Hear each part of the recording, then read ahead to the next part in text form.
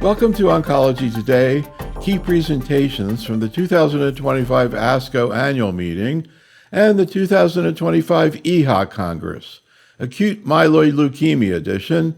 This is medical oncologist Dr. Neil Love. I met with Dr. Eunice Wang from the Roswell Park Comprehensive Cancer Center in Buffalo, New York. To begin, I asked Dr. Wang to provide her perspectives on the current use of the combination of a hypomethylating agent and venetoclax in the treatment of AML. So since the approval of venetoclax azacitidine for treatment of older unfit AML patients, we've seen sort of a transformation and actually a shift in the care of acute myeloid patients globally. So as you know, Neil, in the past, when the only treatments for these patients were really 7+3 intensive chemotherapy, we were always told acute myeloid leukemia was a life-threatening diagnosis. Patients had to be admitted, seen in an academic center, admitted to the hospital. And you remember being hospitalized for 4, 6, even 8 weeks. In the Europe, it's more like 8 to 10 weeks to get intensive chemotherapy with life-threatening consequences, cardiac failure, neutropenic sepsis, et cetera, et cetera. We had for a time azacitidine alone and decitabine alone, which we sort of stole from our colleagues in MDS. But even those regimens really did not have the same efficacy as intensive chemotherapy and really were sort of akin to maybe giving them something before they went to hospice. So with the advent of venetoclax, which really brought up the response rates, intensive chemotherapy had a CR rate of like 60, 70%. So with the advent of Ven-Aza, we're now having a regimen that had a CR/CRh rate of 67% in the absence of doing intensive chemotherapy. So it was actually equivalent, and it was being used in older unfit patients for whom we had already excluded as candidates for intensive chemotherapy. So this, number one, overnight sort of transformed our practices because we now could tell 70 or 80-year-olds that they didn't have to start planning their own funeral and so forth, and that 2/3 of them were going to respond, and if they did respond, they'd only respond for a few months. We were able to say, we're able to get responses in 2/3 of these patients, and it doesn't matter if you have cardiac disease or you're 80 years old or you have, pulmonary disease. So this really doubled or really vastly increased the number of patients. But the issue with this is when venetoclax azacitidine was first given, it was given primarily in the inpatient setting. So we were able to transform these patients and open the therapies to these patients, but we had to do it in the inpatient setting. So now this has been so transformational. It's been so well tolerated. The reason that we did not offer this to younger patients was because we thought this was quote unquote like a second line therapy. But particularly with adding of things, as particularly targeted agents, we're like, well, we started doing this just in 70 and 80 years old. The REAL-EA trial, as you remember, Neil, was really for people 75 and above with comorbidities. But they also allowed some younger patients if they had some significant health issues. So then I started treating patients, well, let's do them 75. Well, it's great. They're doing great. Why don't I offer it to people that are 70? So over time, it's been eroded. So now we're like, well, now they're like 65, but they're not a good 65. And then my staff comes, well, we have a 55-year-old patient, and we just don't think they're going to do well with intensive. So gradually, we've been saying, this is so well tolerated, we're offering it to younger and younger patients. And then there came some data showing, when we take younger fit patients and we know we can't cure them with induction, we're trying to get them to transplant, which is their curative option. A lot of them weren't able to go because they developed neutropenic sepsis, or we damaged their heart with 7+3. So then for some of these patients, we said, well, what? Maybe instead of giving them 7 and 3, we should give them this regimen. And so I think that has been the evolution. And now we're at the point where we're saying, as our other therapies get better and better. And it's very akin to, I think, like acute lymphocytic leukemia, right? Everybody used to get intensive chemotherapy.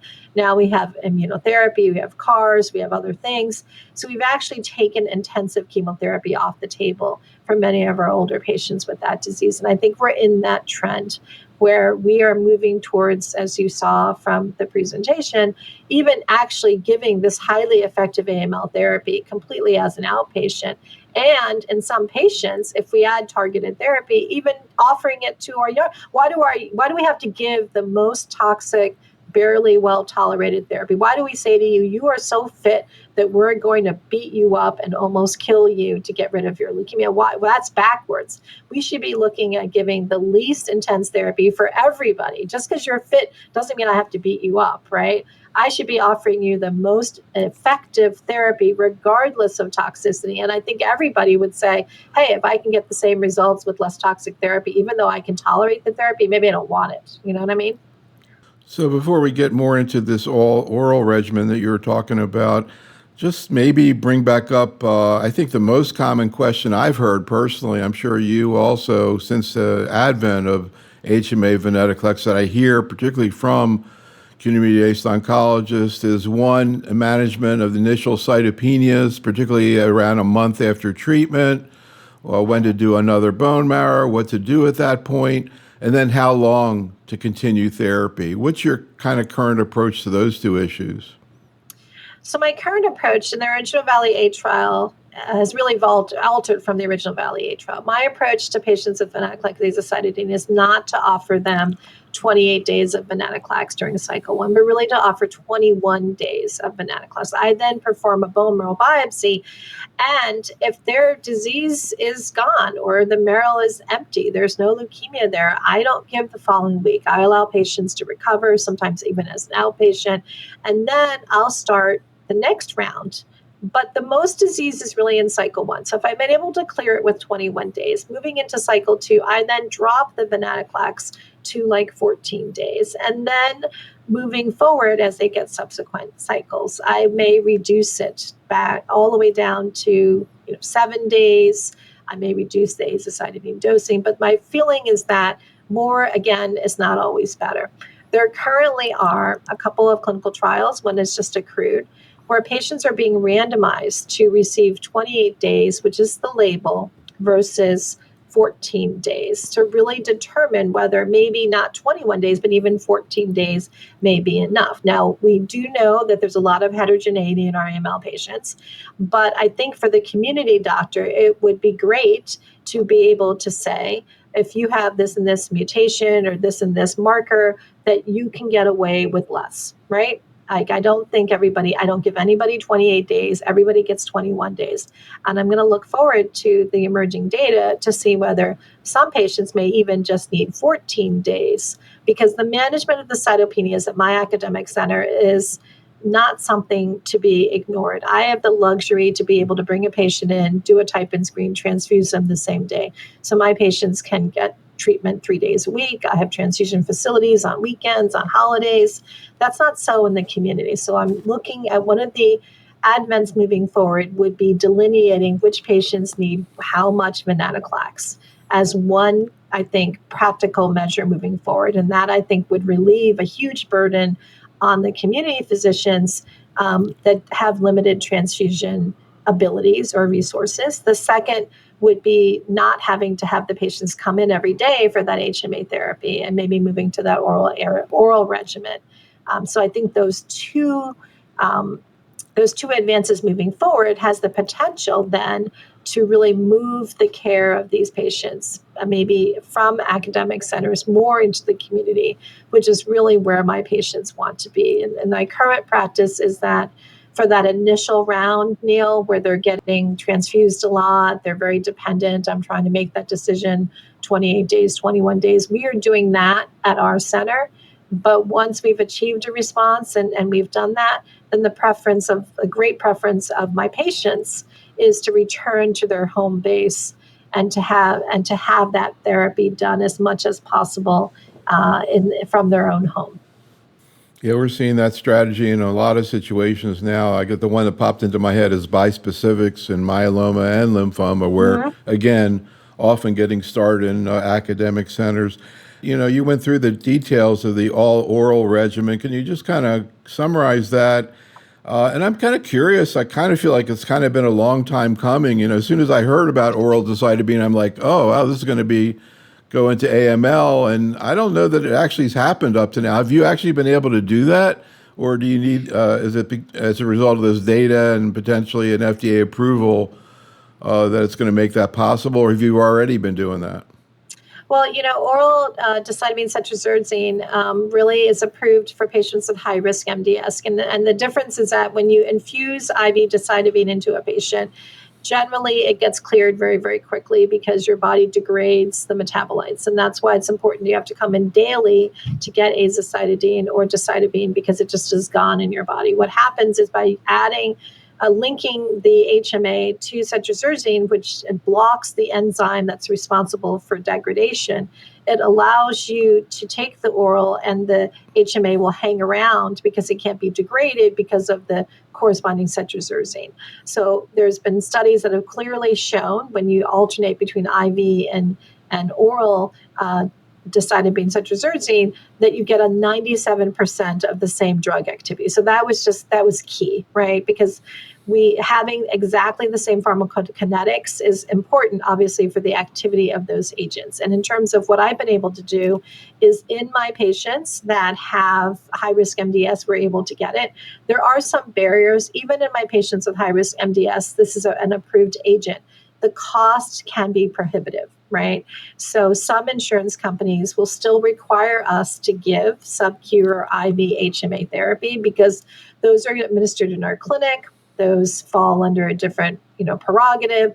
That will be 100% paid for. But when we move on to an oral drug like oral decitabine cedazuridine, the cost of that as a prescription is $10,000. So depending on the patient's insurance company, there are insurance companies that say, no, just use the cheaper old HMAs. There's ones that say, sure, we'll pay for it, but there's a 20% copay, which is $2,000. So the patient will say, well, I'd love to get that Dr. Wang, but I can't afford the copay.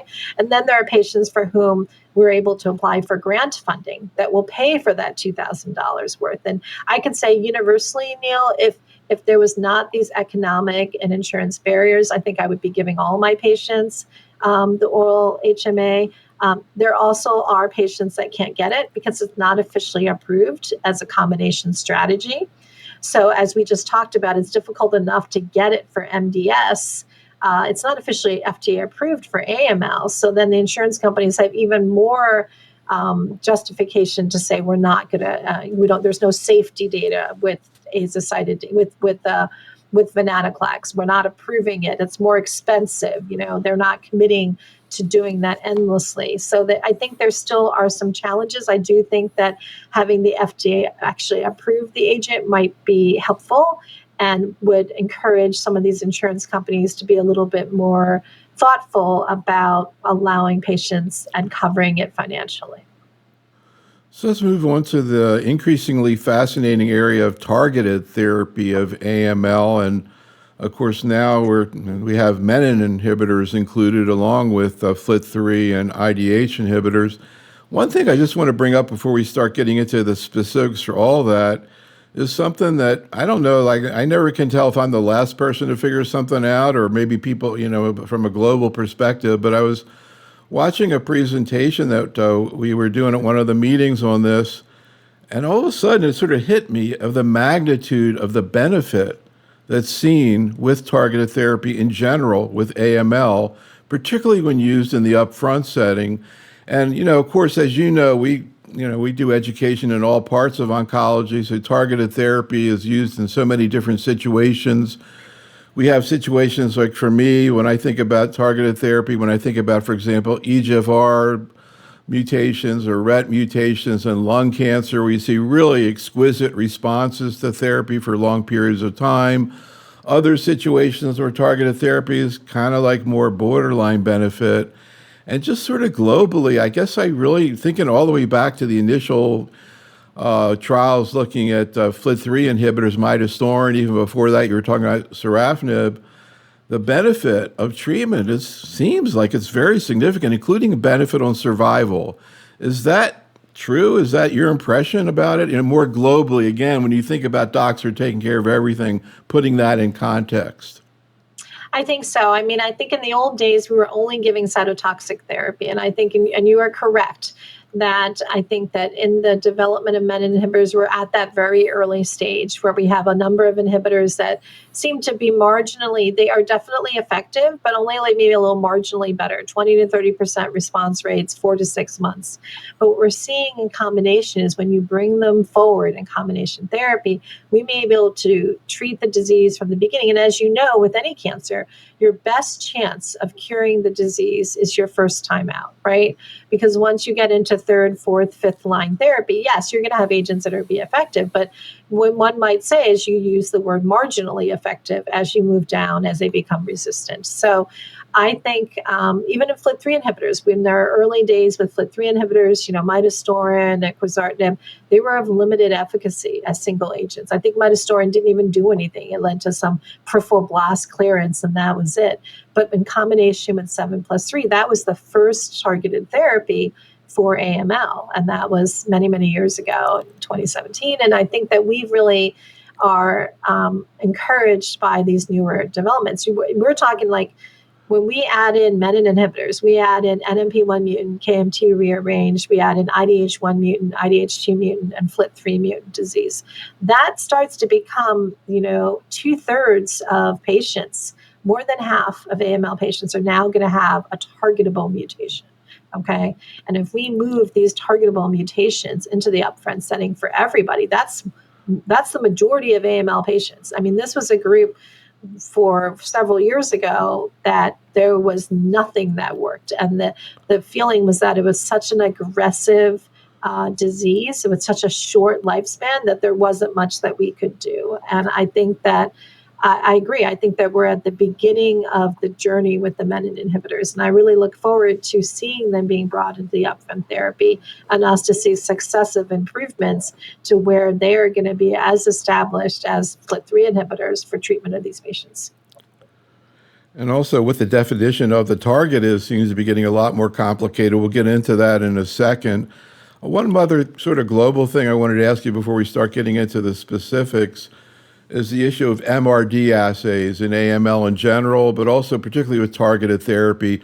A number of the trials that you described in your talk had MRD measurements as part of that. Where are we right now, both from a research perspective and, let's say, community-based practice perspective in terms of MRD assays in AML?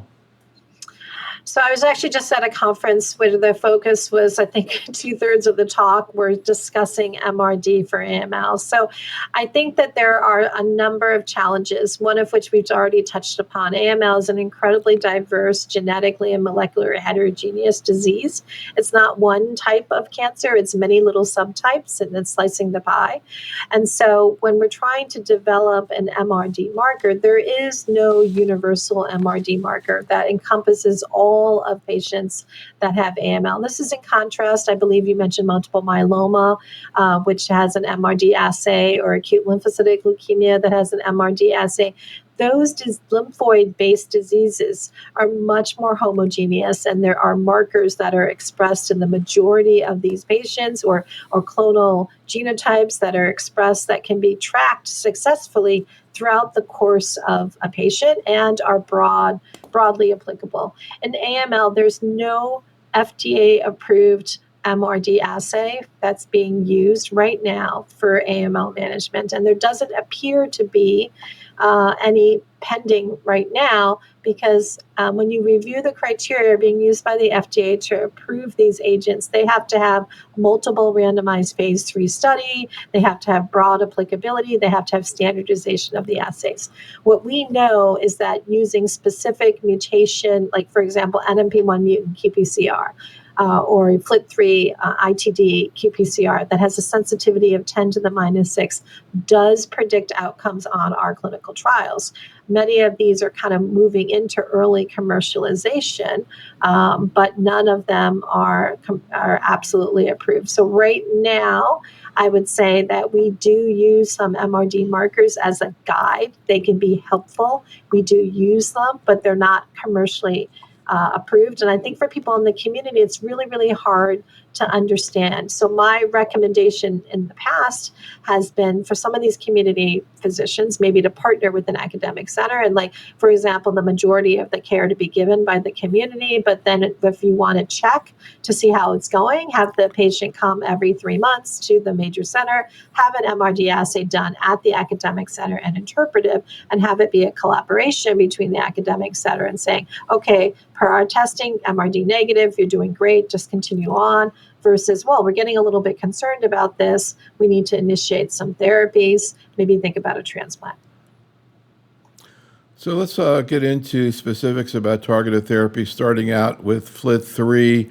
First of all, can you kind of summarize right now your clinical approach to the younger and older patient with FLT3 mutations and how you approach selecting a FLT3 inhibitor? Okay, so right now what I do for patients off clinical trials is a younger fit patient is a FLT3 mutation. If they have a FLT3 ITD, my preference is to offer them quizartinib 7+3 base therapy and take them to transplant in the first complete remission. If they have a FLT3 TKD, or they have a contraindication that's saying underlying medications that can't be stopped because of QTc prolonging agents or some other contraindication to quizartinib, then they're getting FLT3 inhibition with midostaurin plus a 7+3 backbone and still going to ideally transplant in first CR. For patients that can't go to transplant, I am continuing the FLT3 inhibitor during consolidation, and I'm continuing it as maintenance. For patients going to transplant, I check their MRD, as we just talked about, in our center, using a FLT3 ITD MRD assay that's commercially available, and we are continuing those patients who are positive before or after transplant on a FLT3 inhibitor with gilteritinib for up to 2 years. For older patients, it's a little bit more challenging. I feel like there is no standard FLT3 inhibitor that's approved in the upfront setting for those patients. We do have a clinical trial where, and there is a clinical trial through MyeloMatch, where we're treating them with triplet, a FLT3 inhibitor, gilteritinib, ven, and aza in the upfront setting.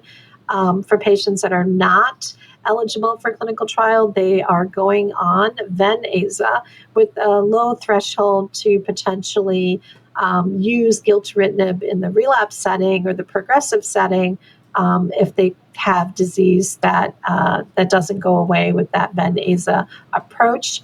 We also are, for patients who've overtly relapsed in that setting, maybe after quizartinib 7+3 or after midostaurin 7+3 or after ven-aza, we are very big proponents of using a triplet, gilteritinib, ven, and aza in that setting, kind of like off-label, to try to get patients back into remission and potentially eligible for a transplant if they don't have one. And we're actively participating, as I said, in clinical trials. The other caveat I would say is that the FLT3 is often co-mutated with NMP1.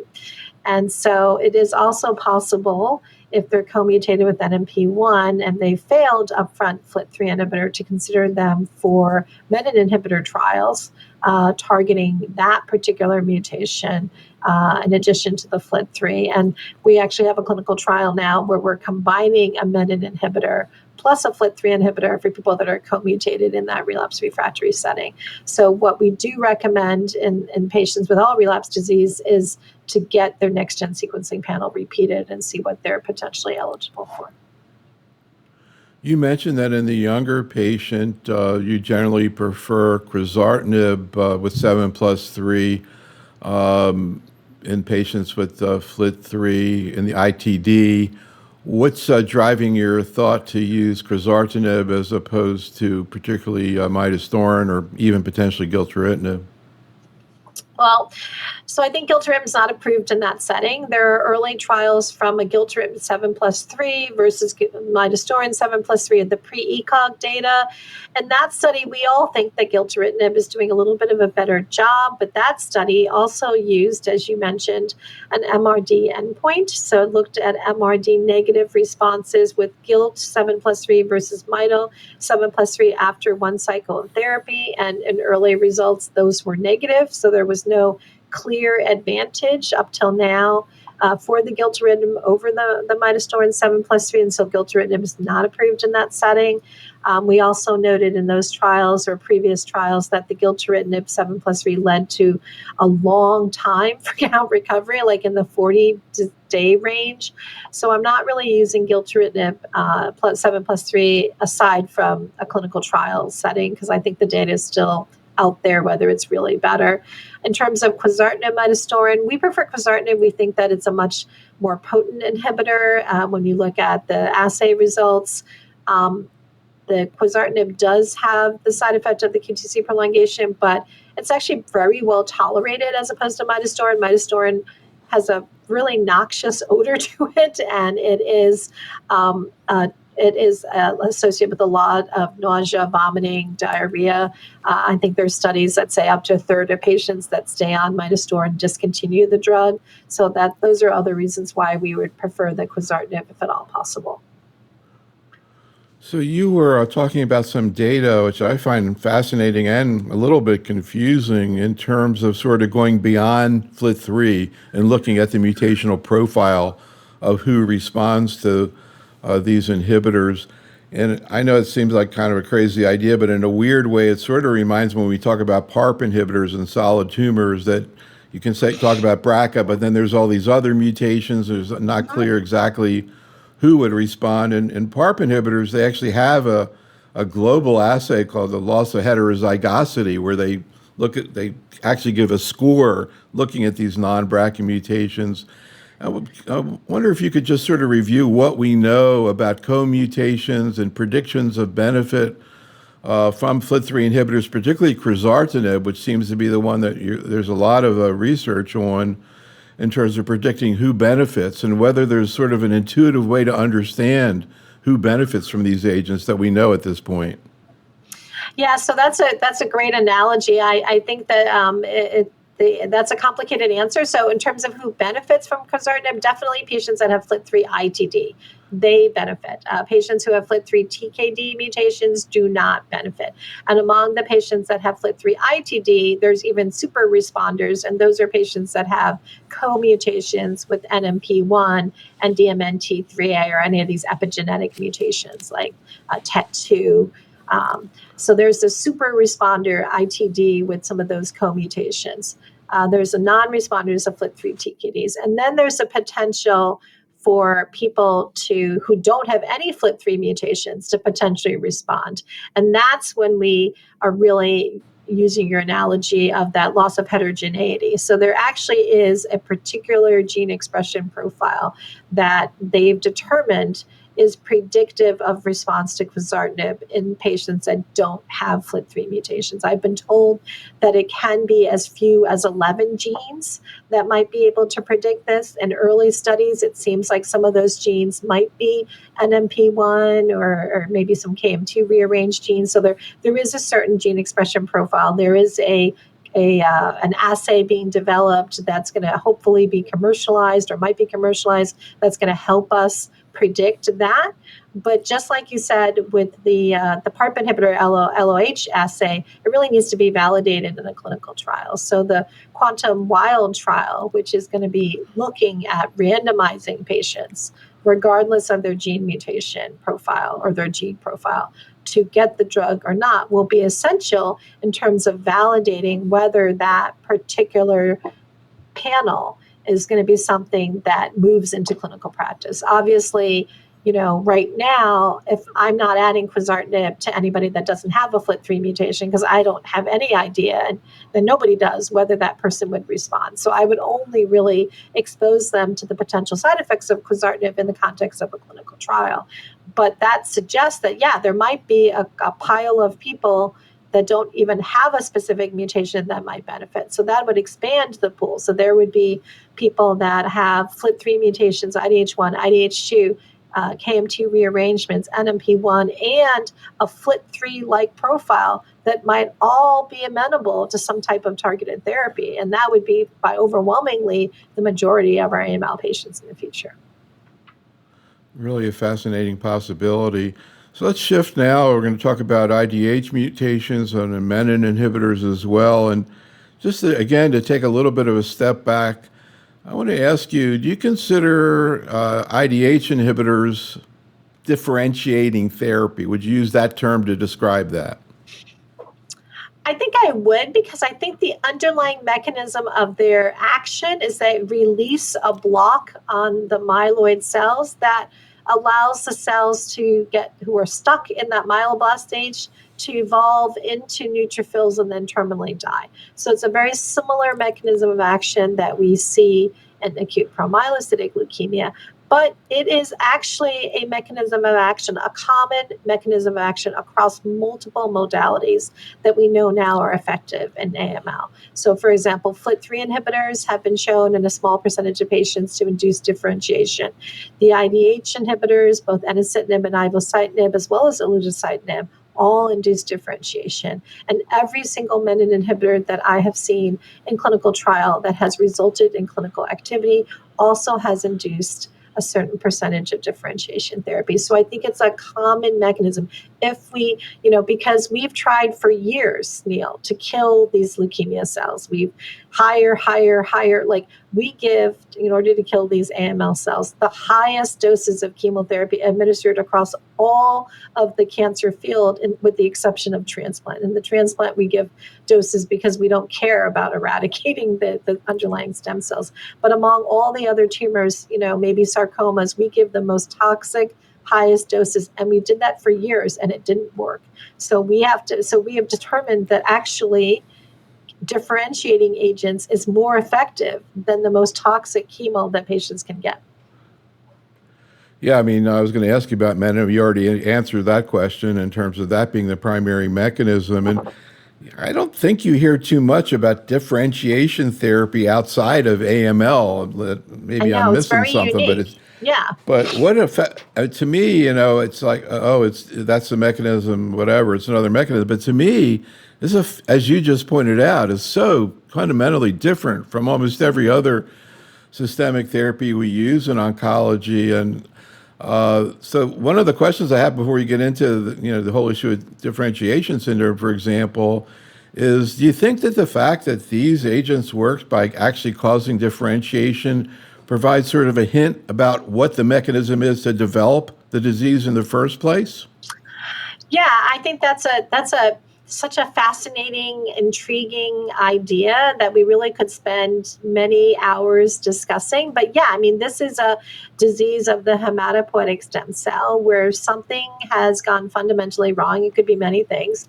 And the cell does not differentiate into a normal progenitor, but gets stuck somewhere along the way and then has some sort of signaling pathway or something go horribly awry that allows it to grow out of control. So I think it is, even from back decades ago when I was in medical school and beyond, when we first learned about acute leukemias, that was highlighted as the key, the crux of what goes wrong.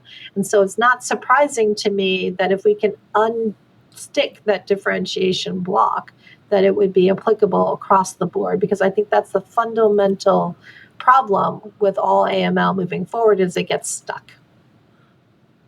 So I don't know whether maybe you can answer this question, the differentiation syndrome that you see, as you mentioned, with APL, but now with IDH inhibitors and AML, now with menin inhibitors, you said sometimes with FLT3. In general, is the presentation pretty similar with these agents and management pretty similar? And I'm sure you see tons of people who've been managed by other docs as second opinions. Any misperceptions, or things people do in practice that you wouldn't do in terms of diagnosis and management of differentiation syndrome? Well, so in terms of differentiation syndrome, I feel like the differentiation syndrome that we are seeing with some of these novel targeted therapies is extremely different. So we're actually starting to name them differently. So there's like a menin differentiation syndrome and an APL differentiation syndrome and an IDH1, IDH2 differentiation syndrome. And I think that they are to some degree based, because all of these diseases are different. They have different clinical manifestations. Sure, they share some commonalities, a high white count, pleural effusions, etc. I do think that they do share some commonalities in terms of their clinical presentation and their underlying biology, but each of them is unique. For example, the differentiation syndrome that we see with IDH inhibitors tends to be something that can occur anywhere along the course of therapy. So it could be occurring 100 days later, 70 days later, 50 days later, obviously associated with fatal effects, but is something that can be fairly indolent. In contrast, with the menin inhibitors, we have seen acute elevations in white blood cell count doubling. We've seen white counts as high as 100,000 in patients. In fact, the ziftomenib clinical trials in KMT2A rearranged leukemias in patients that had underlying already extramedullary disease had to be halted because some patients developed acute differentiation syndrome. And almost all of the menin inhibitors have been associated with clinically significant differentiation syndrome. Blexamenib had a grade 5 event, ziftomenib had a grade 5 event. And I think that was not because we weren't looking for it, but that it took us off guard. So I think with additional recognition and characterization and implementation of guidelines and really, I think, recognition, right? So now we're also aware of differentiation syndrome, that we're calling everything differentiation syndrome. So I've had to say to my staff, there's differentiation effects of therapy, and there also is the clinical differentiation syndrome. So I feel like we need to be cognizant that there are vast differences. We need to be able to manage. There needs to be treatment algorithms for our community colleagues as to be very clear as to manage them. Once we have instituted some of these approaches, we've really had very few fatal events, okay? So I feel like we can manage it, but it really does need to be a little bit more specific. Yeah, I mean, it's just such a conceptually different toxicity. Again, you don't see this outside of AML, but in a way it's similar to other toxicities. You have cytopenias, but there's all variations of the type of cytopenia. So I don't think it's really a new concept, but it is a very different type of toxicity. Let's talk a little bit about IDH inhibition, particularly the more recent Oluto agent that's come out. I see that you were part of a paper at the ASCO meeting just recently here in June. We see this a lot in oncology where you don't have direct comparison between agents. There was another paper we were talking about comparing different SERDs, for example, in breast cancer, but here we have two IDH inhibitors, olutasidenib and ivosidenib, and I see you were part of this indirect comparison of these two agents. Can you talk a little bit globally right now about what we know about these two agents, the differences in efficacy and tolerability, and how you utilize them in your practice in younger and older patients? All right, so olutasidenib is a newer generation inhibitor. It does have some chemical differences from ivosidenib. Both of them are focused on inhibiting mutant IDH1 from functioning to create that myeloid differentiation block. In terms of activity, they seem to have in vitro, I think that they've had similar efficacy. They both have similar ways that they inhibit the drug. But for whatever reason, when we use them clinically in patients that had mutant IDH1 mutant disease in the relapse refractory setting, the olutasidenib seemed to consistently result in a longer duration of response, that patients were able to take the drug without evidence of activity for longer.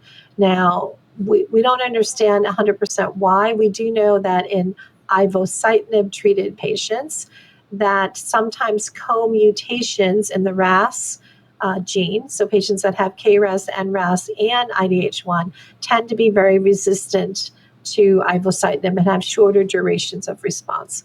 We also know that over time, some of these patients treated with ivosidenib can actually develop IDH2 mutations, and that serves as another mechanism of response. We don't have the same clarity of data with ivosidenib, I think partly because this is a very rare patient population.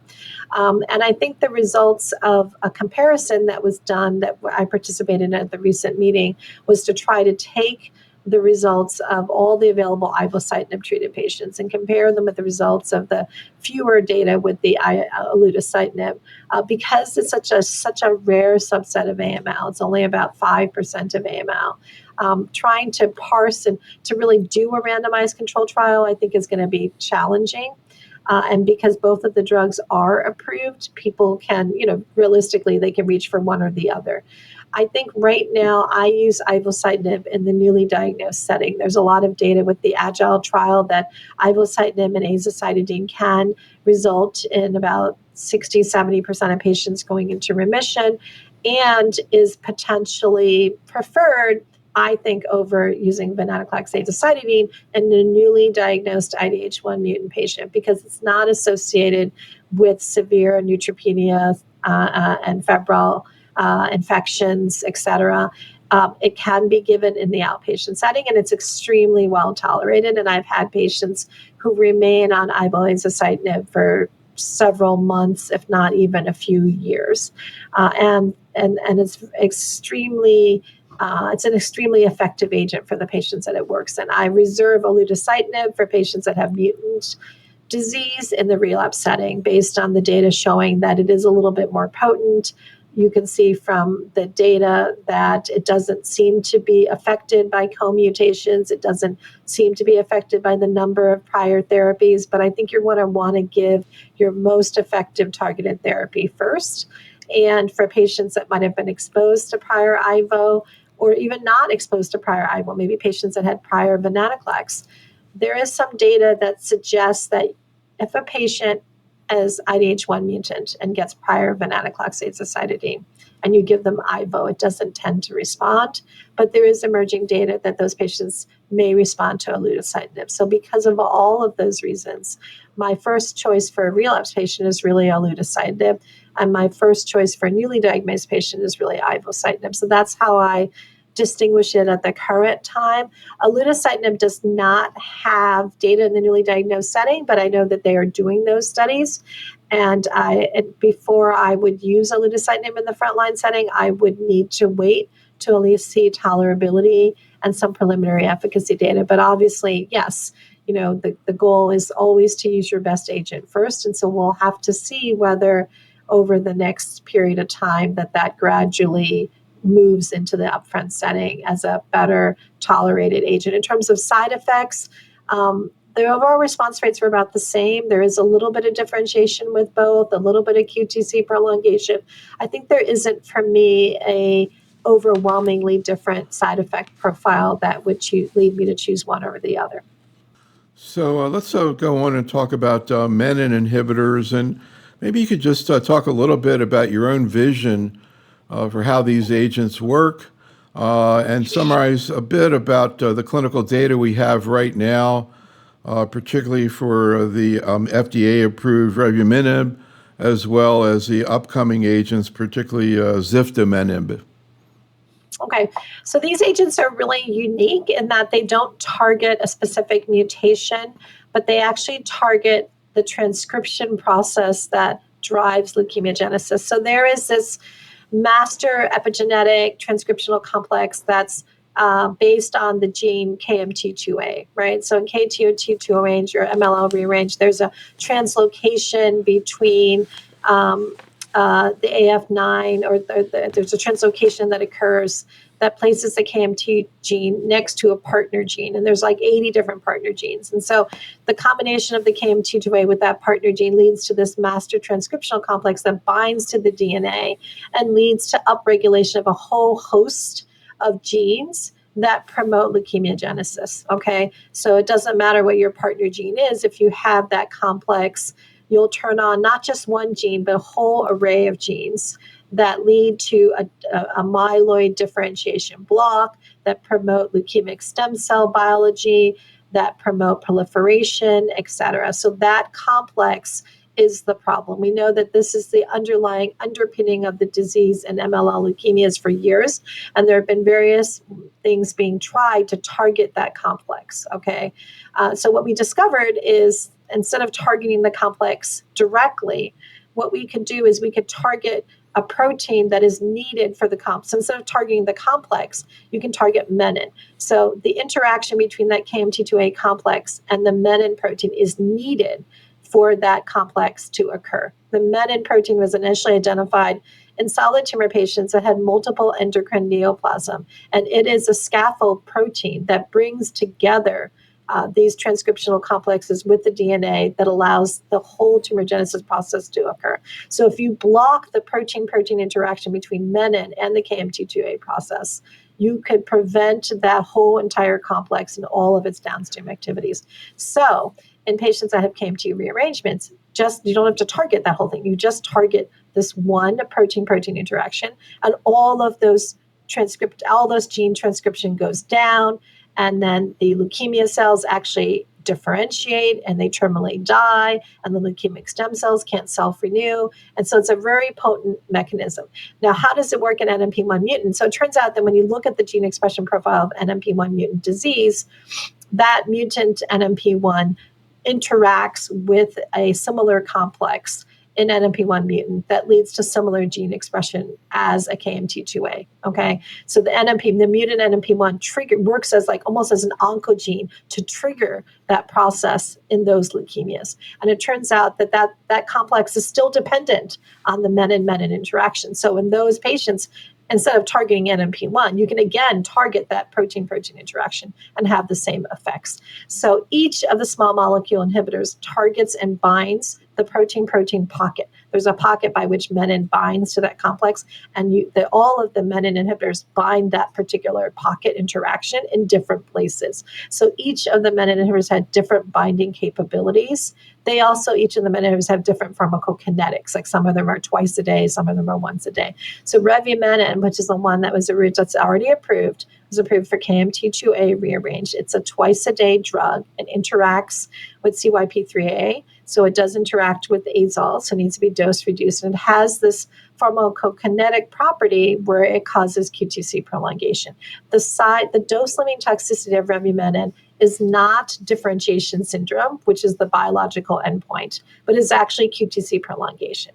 So if it didn't have QTc prolongation, the dose of revumenib could potentially be much higher than it is right now, okay?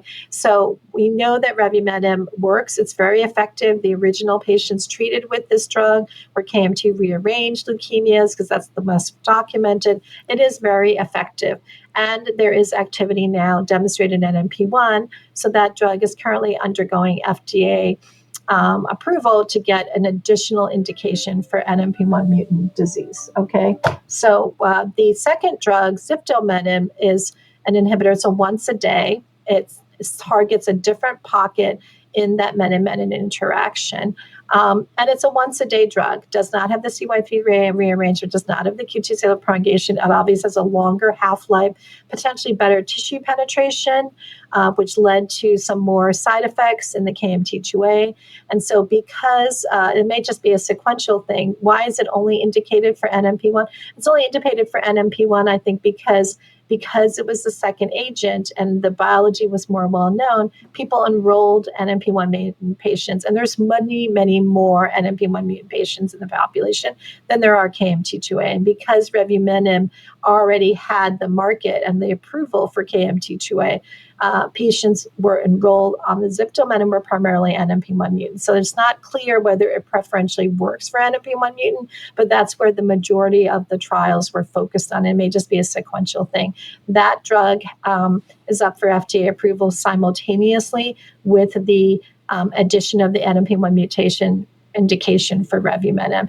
These other drugs, fleximenib and another drug, enzomenib, and some other drugs that are coming out of China are what we call newer generation drugs. They've benefited from some of the knowledge that we've gained on the first generation, the first drugs, and they've also implemented, as you talked about a little bit, the strategies needed to mitigate that differentiation syndrome. So they are associated with less differentiation syndrome, and they have selectively been studied in those particular patient populations. So there is some early indication that they may have an improved response rate, maybe 10, 15%, as monotherapy. They have different side effects profiles. So where they're all going to end up, I'm not 100% sure. When we look at FLT3 inhibitors, there's specific clinical scenarios for those. There's specific side effects. I'm sure you see this across oncology, that there's multiple bispecifics and myeloma. There's different EGFR inhibitors, and CML. We have multiple BCR-ABL inhibitors. There's a place and they get approved for all of them. But where they fall out in the general practice is a little confusing, right? You would have to say. I think that we're going to have to wait and see a little bit what some of the studies show and where the approvals lie in terms of where each of the menin inhibitors is going to fit in our portfolio moving forward. I envision, however, that these are all going to be moving into the upfront setting. In the relapse refractory setting, we're going to need to know a little bit more about differentiating between the different inhibitors in terms of resistance that they have and in terms of are there inhibitors that are going to do better? Maybe we should start with one drug and then move to another drug, et cetera. I think that those information and those studies are going to need to still be done for us to really delineate where they're each going to fall. So can you clarify right now exactly when and how you use revumenib? And also, if ziftomenib were approved, how would you utilize it there? So I typically right now I use revumenib for my KM2 rearranged patients in the relapse setting. Okay, I use it as monotherapy. There's discussion about their safety data with revumenib and venetoclax. So I know some of my colleagues, when they use the revumenib, because of the low response rates, are kind of trying to sequence it with venetoclax or potentially even use it in combination with venetoclax. But definitely for KM2 rearranged patients for which I don't have a clinical trial, that's where I'm reaching for it. In terms of ziftomenib, where would I use, and I think in right now, if I don't have ziftomenib, I would potentially use revumenib because it is commercially available. If and when zifto gets approved, I think my preference would be to move to that agent. I think the revumenib is a great agent, but it does require a little bit of care, not a lot, but one needs to bring patients in for weekly EKGs. One has to dose reduce. One has to be careful about the azoles. It's a twice-a-day drug. Some of the patients have developed a lot of nausea and vomiting on it. And there's some cytopenias that have occurred, particularly in the post-transplant setting. Ziftomenib, which we've used on clinical trial, has a unique side effect. Some of our patients can develop itching, which really responds actually to gabapentin. But it's a once-a-day drug. There's not the same, and I don't know what the label will be, but it's a once-a-day drug. So my patients generally prefer that versus twice a day. Doesn't have the same nausea, vomiting effects, doesn't have to be dose reduced, doesn't have to have the EKGs. And more of my patient population is going to have a relapsed NPM1 mutation. So I do see that as just number-wise, something that I'm going to be reaching for a little bit more commonly. But what I'm hoping to do is to use these drugs more in the upfront setting, and then maybe with the newer drugs coming out, enzomenib and bleximenib, kind of using them as trials in the relapse setting until they're a little bit more established. So final question, which is anything that we haven't talked about, particularly as it relates to menin inhibitors, there's just so much to say there, or anything else we've talked about that you want to add to what we've talked about today? Well, I think I see some trends, as you mentioned. I think the oral medicine, the fact that we could treat leukemia with a HMA-based therapy in older patients as an outpatient or as a backbone for other therapy, potentially replacing intensive therapy, I think is really, really exciting. Getting rid of IV, making it oral, making it outpatient, incorporating targeted therapy. I think that I envision in the next 3 to 5 years, that's where we're going to be going. I see maybe us treating AML more as an outpatient setting in the community with these targeted agents. I see next-gen sequencing and precision medicine being a backbone of that. In order to incorporate all of these targeted therapies into our treatment of patients, we're going to need to have robust diagnostics to precisely determine in a very rapid way who has these mutations to use these agents. And as you mentioned very aptly, I think we're going to have to come up with some sort of, whether it's a number of different MRD assays for different subtypes of AML, or looking at some global MRD assay that's going to be able to guide our therapy. Because if we have patients that are taking agents or triplets or anything where we're getting 80 to 90% CR, it's going to be even more important to know who is MRD positive and who is MRD negative to determine, do they need a transplant, do they need more therapy, and the duration of that therapy. This concludes our program. Conflict of interest statements for the faculty can be found in the program notes. During the program, we may have discussed the use of treatments that are not approved, so please check out the package inserts for more. Special thanks to Dr. Wang, and thank you for listening. This is Dr. Neil Love for Oncology Today.